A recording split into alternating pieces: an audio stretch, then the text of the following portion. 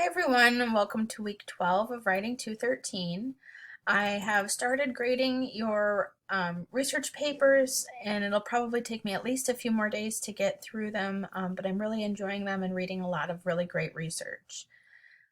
It's time for you to get moving forward with your multimodal project, which is our last major project of the semester. This week I'm not giving you any additional reading because you should be directing your own reading.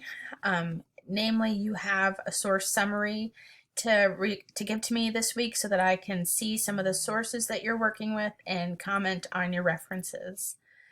This week you also have two short assignments that will really help you get the ball rolling on this project. One of them is a statement of the problem.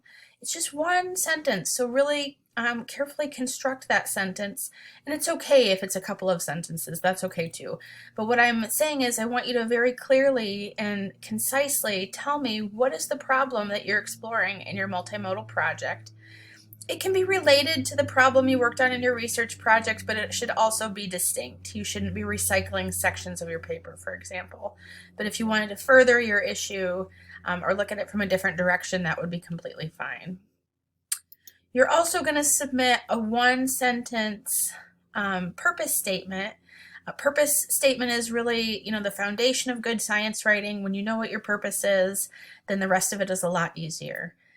So you'll be hearing from me in the next couple days with my response to your research project, and you should be moving forward with your multimodal project. Make sure you check in with me if you have any questions. Take care.